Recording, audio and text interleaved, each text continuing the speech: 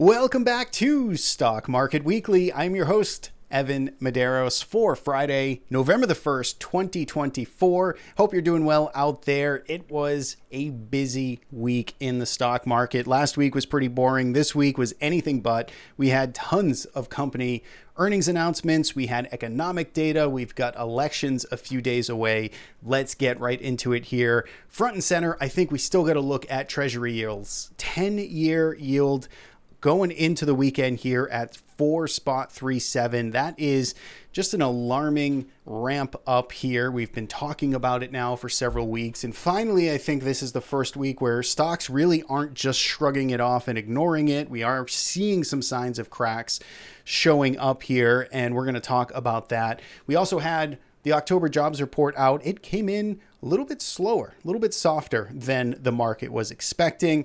We had super micro computer plummeting this week, and plummeting is a strong word, but I think the stock was down, almost cut in half, 45%. I believe that was on the heels of Ernst & Young resigning as their auditor and showing some signs of concerns, and the market clearly did not like that. We've got Bitcoin that's testing those prior highs up around 71,000, did pull back throughout the close of this week. We had lots of Mag 7 reports, which we're going to get into, and we do have some of that technical softness here in the US averages. So let's get into the numbers here. We've got our TC2000 charting platform up and loaded. This is a platform that we support here at the Trade Risk. Most of the dashboards and indicators that you see throughout this presentation is available on our website. So check it out if you are a TC2000 user and you want some more goodies for the platform. Now, if we follow my mouse here in the top right or middle of the screen, actually, this 1 week return, you can see that things were mixed but mostly negative this week. So the Dow and the Russell 2000 actually held in there. They were pretty much flat, slightly up, slightly down. It was the S&P and the Nasdaq which did manage to close pretty firmly in the red here, 1.5% basically to the downside. Take a look at volatility here. This is also inching higher. It has been continuing to creep up here. And of course, we've got obviously US elections now next week. And so we've got the VIX going out at 22.05, up almost 2 points this week. Now, one other thing to note here is take a look at our sector or really market index performance here. So this is just a line chart of performance. I know it's a little busy with all the different color codings here, but our smart trend filter, we're getting sell signals printed here in the Nasdaq 100 for the first day in multiple months, or certainly since September anyway. Same thing with the S&P 500, getting that sell dot here in the top right, that red dot that you see there is getting printed as well. So a little bit of that technical weakness starting to creep into the market scene there. We're going to talk more about that in just a minute. If we take a look at sectors here, you can see there's one thing standing in the green here. It was communication services. Thank you, Amazon, and some company earnings announcements that helped fuel that spider sector higher. Everything else was down on the downside. Real estate, utilities, technology, those were the hardest hit this week, down basically 3% on a relative underperformance basis. If we take a look at our smart trend filters from our sector perspective, you can see again more cracks underneath the hood. So you got technology starting to roll over, energy continuing to roll over. You've got industrials continuing their rollover, real estate rolling over, materials rolling over, staples rolling over, healthcare in the downtrend as well. So there is lots of deterioration underneath the hood. We talked about this last week. Last week was our first warning sign where we said breadth is starting to sufficiently weaken here. Started with the sector profile, and then if we take a look here at 52-week highs and lows, last week we talked about the fact that the number of stocks hitting 52-week highs really started to dry up. We didn't see an uptick in stocks making new 52-week lows, but we are now. So if we take a look here at these two bars, Thursday, Friday, actually Wednesday as well, really almost all this week is more stocks hitting 52-week lows than stocks hitting 52-week highs. That is a change in dynamic. That is a change in character now for the second week in a row. Now, there's two ways to look at this, right? And hindsight's going to be beautifully 2020 here, because this is going to be something that lots of folks look back on and say, oh yes, of course, that was the week. That was when we should have started paying attention. That was the weakness. If there's some downside catalyst post-election or, into the first couple of weeks in November, folks will look at this and say that was where it started. Or we're going to look at this and say, that was just some election jitters. That was just some weakness, positioning, flattening out, taking risk off the table until we get a new, president, House, Senate, all sort of elected and confirmed.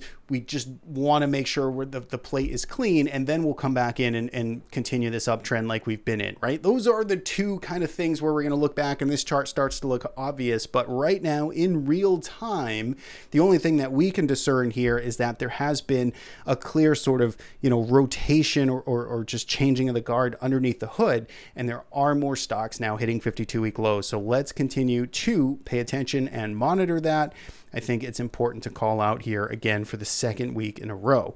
Now, before we get any further, Investors Business Daily, they help sponsor this show. They make the show possible. So check them out with a link in the description of this episode right now. This is their IBD 50. This is the top 10 on their IBD 50. And they had a huge winner here. PRCT up 34% this week. I'm actually not entirely sure.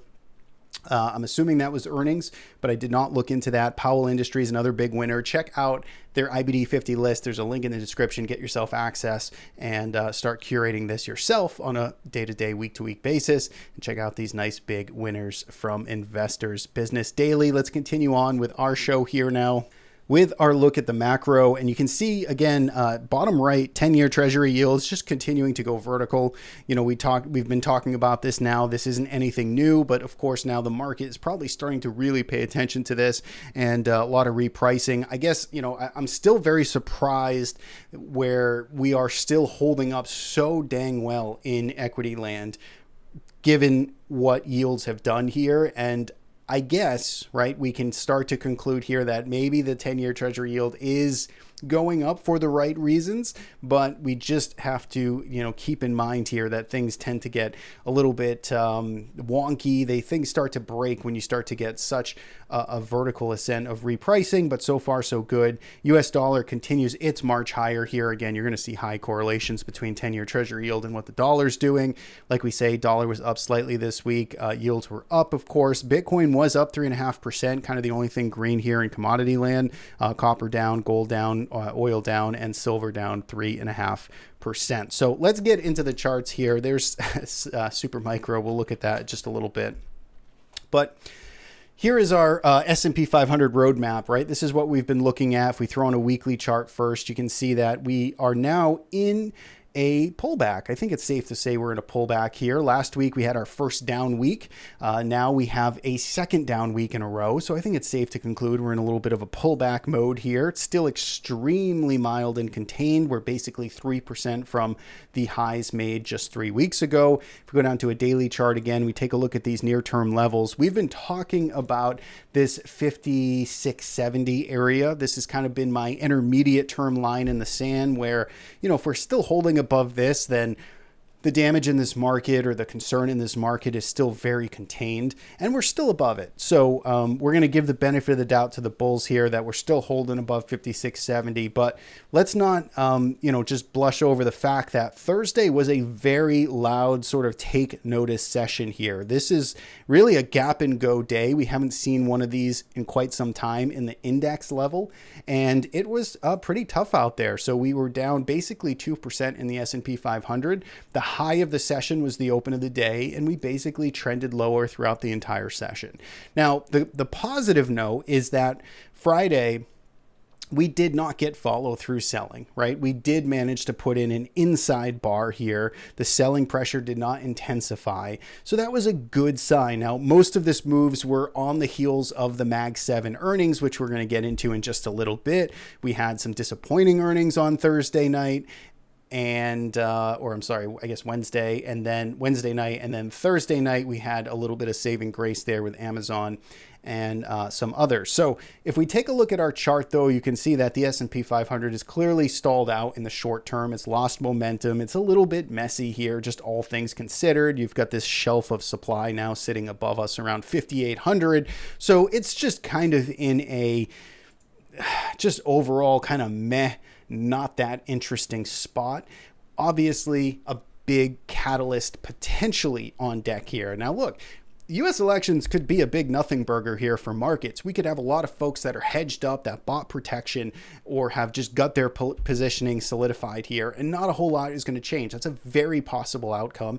Or we could also have some type of, multiple week decision before we even have a count that is accurate and secured enough to even announce a winner here for the election. So there's lots of scenarios to play itself out. Markets would not like that, by the way, if we start to get, if we can get a decision decisively called here for this election in the next day or 2 or 3 days after the vote on Tuesday, markets are probably going to just be happy that the event is behind us, right? There's lots of uncertainty around these types of things. And if it gets drawn out and we don't have a clear resolution to this, that's where things start to get a lot more concerning, I think, for equity markets perspective. So when we look here just though at the technicals, again, we've got a little bit of a pullback brewing here in the S&P 500. We're still sitting above our longer term support. If we can hold above the July highs, then again, I think you still have to just be glass half full on this market. If we saw another intense day or week of selling and we start breaking below 5670 with some authority, then things start to change in my mind about how exciting or attractive the S&P 500 looks. Nasdaq 100 did roll again this week as well. So if you recall, it basically went 2 weeks very tight and sideways here. Again, you could argue that this was another tight and sideways week for the Nasdaq 100. We didn't fully break this range with a ton of conviction yet, but we had a pretty ugly day here on Thursday. Same thing, kind of gap and go sell session. Open of the day was basically the high of the day, and then we put an inside bar in here on Friday. So again, Qs, we've been talking about it, kind of the less exciting area of the place to be. It's been showing some relative underperformance here, and it hasn't quite gotten its act together as of right now.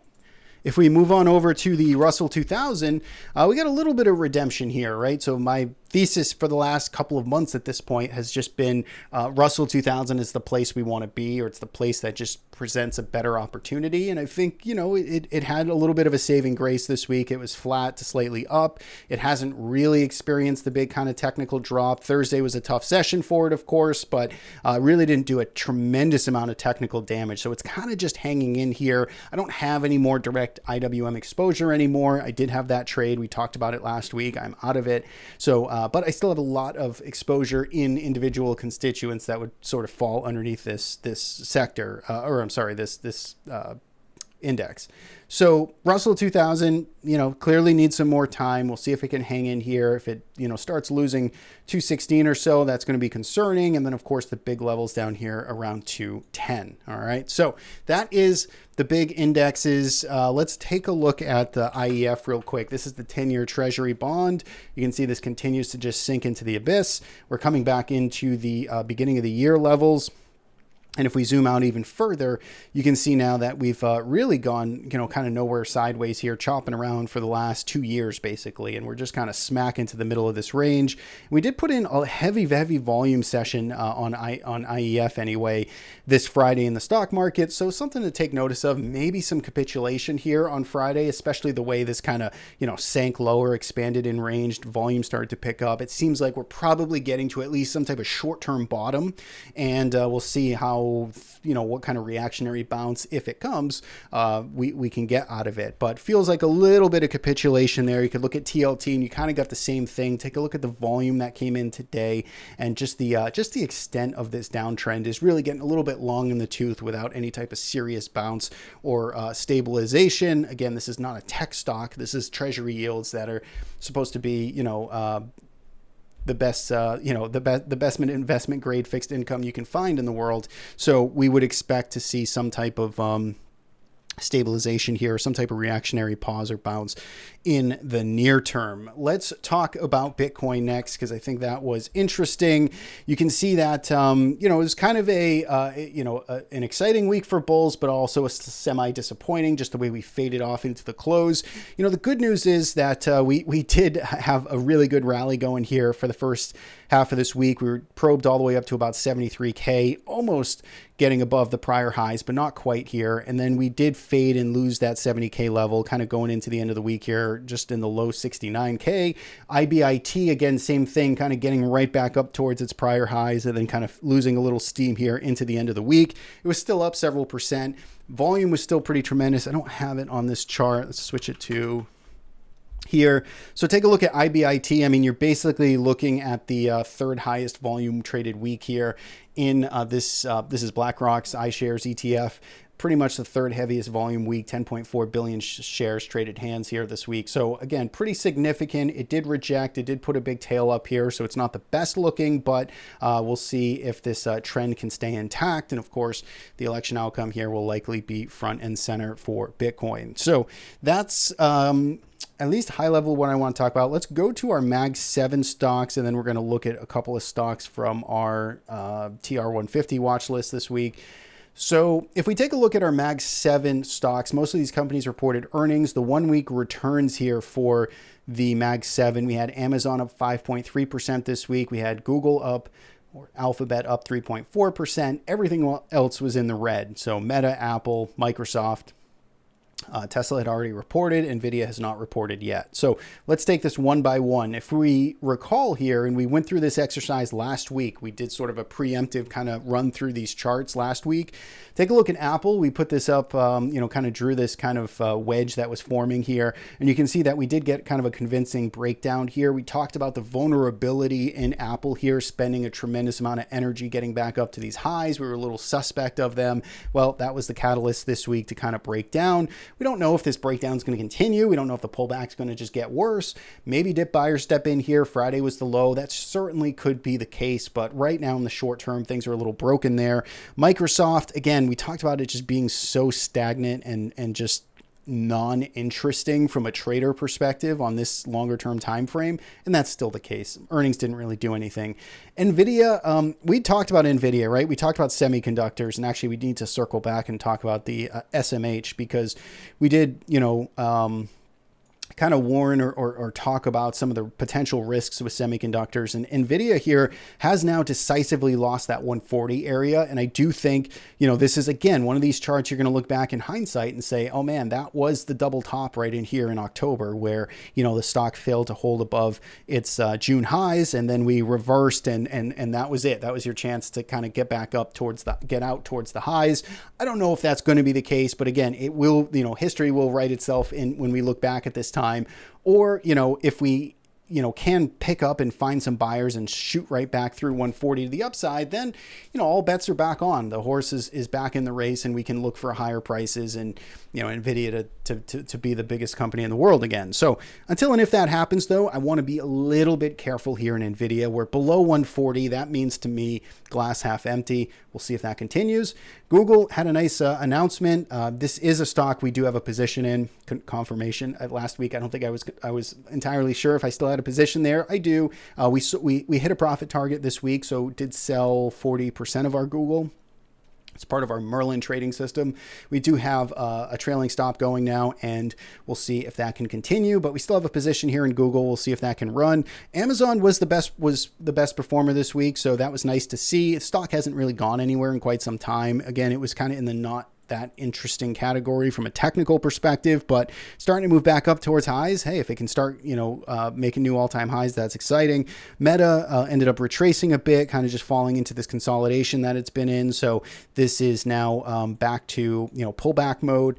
And of course, Tesla, we did talk about the week or the potential for this low 270 zone to be an area that's going to be difficult for the stock. And it certainly proved that way. I was actually surprised at how much it did pull back this week. And now you have this big open gap looming here. So going to be interesting to see if the stock and buyers come in and support it at this open gap or not. So last thing I want to talk about, I was going to go through some stocks on the watch list, but we're running a little bit long. So I'm just going to finish off here with semiconductors. SMH, if you recall, last week we talked about this being just, again, a very kind of suspect, vulnerable area, place of the market that was leadership, and it now has spent a lot of time not getting back up towards highs. And we talked about the fact that this 245 zone was going to be a good, important kind of line in the sand. And we did close below it, not convincingly yet, but I do think you're in a very suspect area here where dip buyers need to come in and put in a low sooner rather than later, because if we start to leg down again below this 245 zone, I think it just looks uglier and uglier for the SMH. And again, when you got Nvidia that's now back below this 140 area, I think you just need to be suspect. I'm not inclined to short anything just right now, and especially ahead of the election. This could change on a dime if dip buyers step in here. If this starts breaking back over 245, if Nvidia starts getting back over 140, then I would be 100% back on board on the long train here and say, you know, just a false signal, but it's dicey and it just doesn't look technically that strong. So SMH, Nvidia, keep an eye on it. Some heavy volume traded. Of course, we had, I don't know if did we look at Super Micro? Super Micro, SMCI, right? So this was the big story out on Wednesday, where we had Ernst & Young sort of resigning and throwing a little bit of shade on the company here, and Wall Street punished it. So we're back down towards these 2023 lows, and we've done kind of a round trip. We've retraced the entire first 3-month move that we saw in this stock when it was up 300% or 250% in the first few months of 2024. So SMCI certainly putting a lot of pressure and doubt there on semiconductor land. So that is it. That is what I have for this week. Hopefully you had a good week of trading out there, or did some risk management. Hopefully you got the portfolio sort of cleaned up and trades like you want them before the election time and before Catalyst next week. Again, I think we just have some mixed signals right now. You've got a little bit of fear out there, evidenced by the VIX, and you got breadth weakening up. So it's either some jitters that are going to get quickly bought up, or some signs of a bigger pullback to come. I don't have a crystal ball. We just kind of analyze this every single week.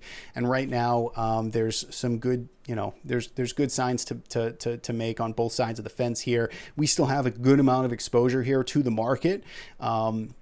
So we're pretty moderately to heavy long for the most part. And we're picking our spots, of course, with individual stocks and, setups that look more interesting rather than just the broad indices.